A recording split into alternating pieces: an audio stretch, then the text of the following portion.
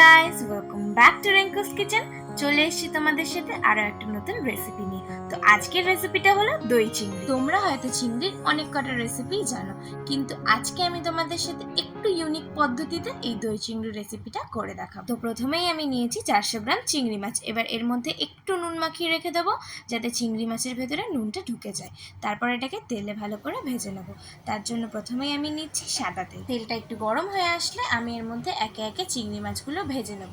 তোমরা চাইলে কিন্তু সর্ষের তেলও ব্যবহার করতে পারো, কিন্তু তোমরা সাদা তেল ব্যবহার করলে দই চিংড়ির কালারটা ভালো আসবে। আচ্ছা, আমি এখানে মিডিয়াম সাইজের চিংড়ি মাছ ব্যবহার করেছি, তোমরা চাইলে যে কোনো সাইজের ব্যবহার করতে পারো।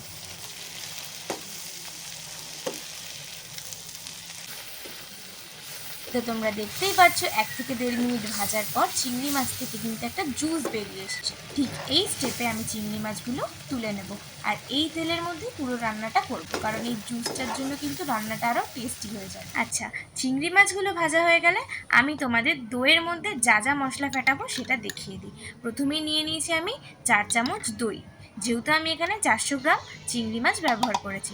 তারপর এর মধ্যে দিচ্ছি একে একে জিরের গুঁড়ো, ধনের গুঁড়ো, গরম মশলা, আর দিয়ে দিচ্ছি চিনি। চিনিটা কিন্তু অবশ্যই দিতে হবে টেস্টটাকে ব্যালেন্স করার জন্য। এবার সব মশলাগুলো ভালো করে ফেটিয়ে রেখে দিচ্ছি। এটা তো আমাদের আগে দেখালাম, যাতে রান্না করতে করতে মশলা কোনো রকম পুড়ে বা লেগে না যায়। এবার আমি ওই তেলেই ফোড়নে দিচ্ছি তেজপাতা, দারচিনি, লবঙ্গ, আর দিয়ে দিচ্ছি এলাচ। দিয়ে সব কিছুকে একটু ভালো করে নেড়ে নেবো, যাতে এর ফ্লেভারটা চলে আসে।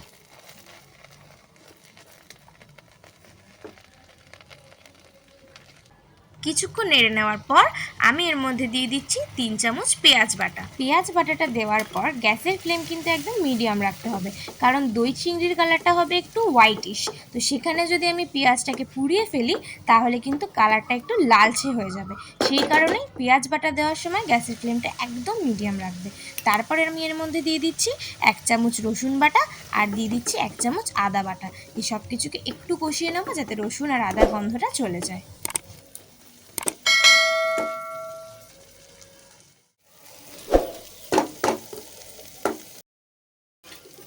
3 থেকে 4 মিনিট কষিয়ে নেওয়ার পর যখন রসুনের গন্ধটা চলে যাবে, তখন আমি এর মধ্যে দিয়ে দিচ্ছি ফেটিয়ে রাখা টক দই।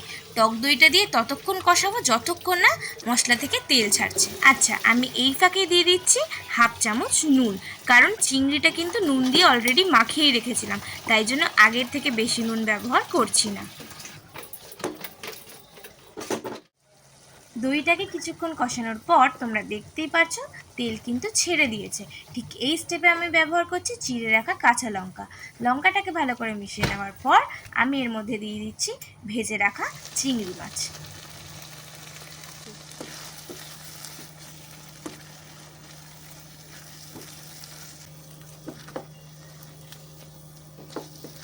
চিংড়ি মাছটা দেওয়ার পর জল দিয়ে কিন্তু 2 থেকে 3 মিনিট ভালো করে কষিয়ে নিতে হবে। আচ্ছা, চিংড়ি মাছটা কিন্তু প্রায় রান্না হয়ে এসছে। ঠিক এই স্টেপে তোমরা নুন আর চিনির পরিমাণটা একটু চেক করে নিতে পারো। তো তোমরা দেখতেই পাচ্ছ কত কম উপকরণে আর কম সময়ে তোমাদের সাথে আমি এই দই চিংড়ির রেসিপিটা শেয়ার করলাম। আমি তোমাদের রিকোয়েস্ট করব, একবার হলেও আমার দেখানো প্রত্যেকটা স্টেপ ফলো করে এই রেসিপিটা বাড়িতে বানানোর জন্য। আর আমাকে কমেন্টে জানাতে একদমই ভুলবে না। ভিডিওটা ভালো লাগলে অবশ্যই লাইক আর সাবস্ক্রাইব করো। Thanks for watching.